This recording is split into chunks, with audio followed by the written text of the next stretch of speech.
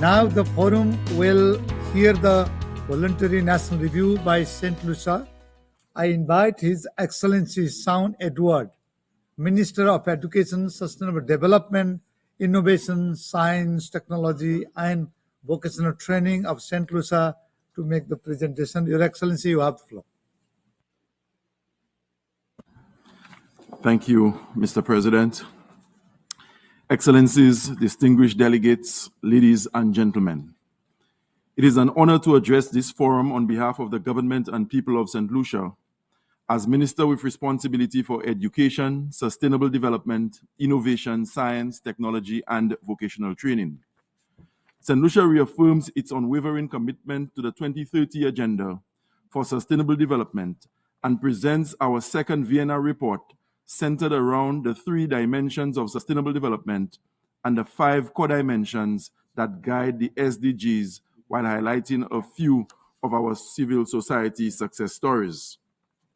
The government of St. Lucia continues to make progress towards the attainment of the SDGs, utilizing a whole of society approach, one in which the diversity of our rich culture and traditions are celebrated while simultaneously promoting voluntarism and togetherness.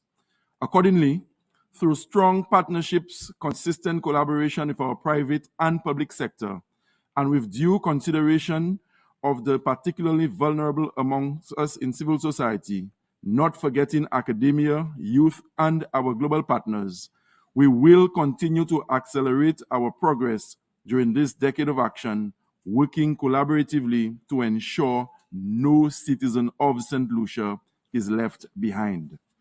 Our accountability is showcased in our medium-term development strategy, 2021 to 2026, continued from its predecessor by embedding the SDGs within the national planning framework, which features a resilient society guided by the theme Nutut Assam, which translates to "We are all in it together." We will continue to build on the gains we made on environmental sustainability over the years through strengthened institutional coordination and collaboration and adoption of priority policy instruments, including on climate change, oceans, biodiversity, energy, chemicals, and sustainable consumption and production. Our people are the heartbeat of our nation. Therefore, advancing social sustainability remains absolutely critical to the government and people of St. Lucia. We have a population of 180,000 people, the majority of whom enjoy a decent standard of living. With health being one of the pillars of our medium-term development strategy, we have made significant strides in the areas of disease control, health service delivery, and health infrastructure. As health sector reform accelerates, our citizens can look forward to continued improved access to modern healthcare services for a better quality of life. Quality education is one of the key elements in promoting social and human capital resilience.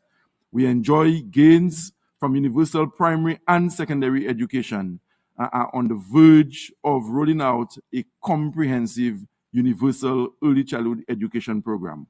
We remain focused on advancing special needs education and technical and vocational education and training TVET, ensuring that job seekers are well trained with the relevant skills and knowledge to meet the demands of the job market. Our new Domestic Violence Act has propelled our nation towards gender inclusion and sensitivity as an integral aspect of our national development drive. We have enhanced our gender-responsive approach to development, and this is clearly articulated as a cross-cutting thematic area in our medium-term development strategy. Additionally, we have developed our National Adaptation Plan and sectoral plans with a gender-inclusive focus. However, we do have gender disparities that exist in areas such as education and employment. Post-secondary enrollment rates are higher for girls compared to boys, while the unemployment rate in the last 15 years is higher amongst females than males.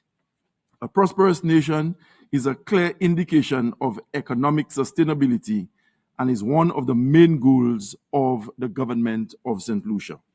We have focused on strengthening our economic sector and enhancing and promoting our micro, medium, and small enterprises.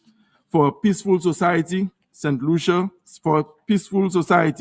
citizen security is fundamental to sustainable development. And this is why we have focused on improving our legislative and justice systems and access to information for all citizens of St. Lucia. We continue to partner with youth and civil society organizations, establishing long-standing and mutually beneficial relationships to ensure that all our citizens can contribute meaningfully to St. Lucia's sustainable development. We are pleased to showcase some exciting work being done on the ground. I am proud to introduce our civil society success stories in their own words. I invite you to view a video now.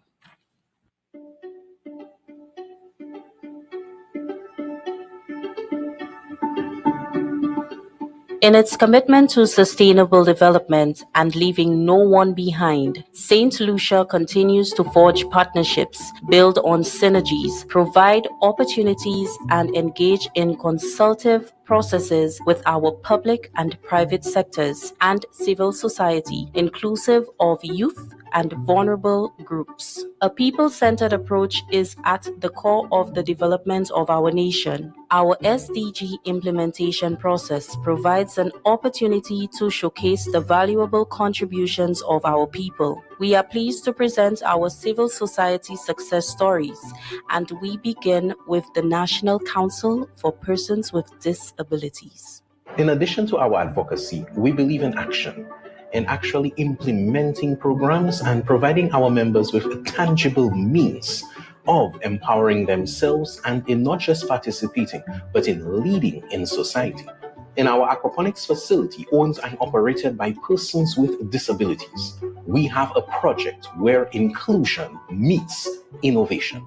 At this facility, we highlight the SDGs of no poverty, zero hunger, gender equality, decent work and economic growth, and reduced inequalities.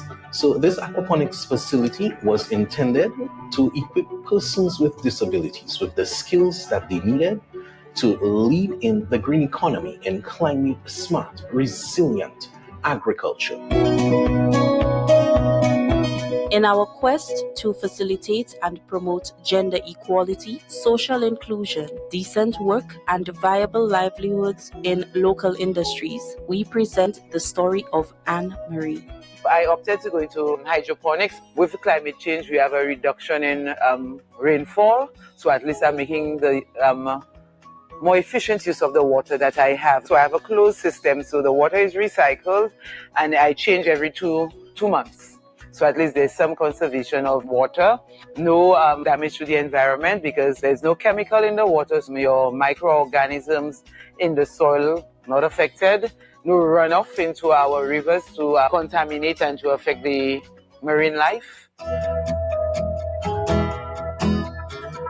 We love to see our people thrive, surpassing national boundaries, infiltrating regional and international markets. Meet Jeg, one of our successful local entrepreneurs. But my group was more stewards of the mangrove and using it for sustainable livelihoods.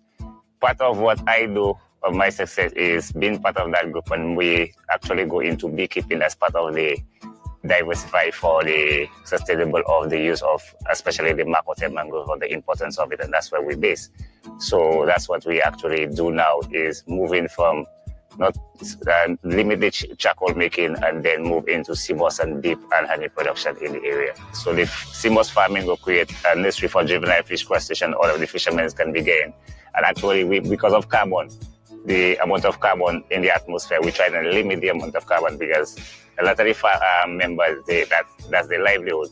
So if they move into something where they could still get the same income from doing alternatives, they get less on the carbon, that would be better for us. So we try and move out from one to the next. Community and rural development are essential to our growth. We present to you Diane. Donation Foundation is actually an organization that works within the communities and, of course, the rural areas. One of the things that we believe in is partnership for the goals, which is SDG number 17. As no organization, no country, no government can do everything alone. We are in the community, we are on the grounds working in reference to the social ills we see in happening in society, the poverty, the youth, the elderly.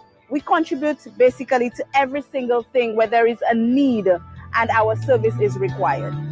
We continue to partner with our civil society and especially encourage our youth to actively participate in planning and policy development, capacity building, and awareness raising. They are already serving as the leaders of today.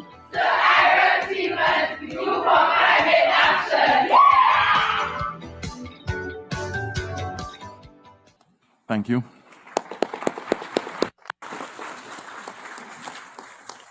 I thank the Minister of Education, Sustainable Development, Innovation, Science, Technology and Vocational Training of St. Lucia and his team.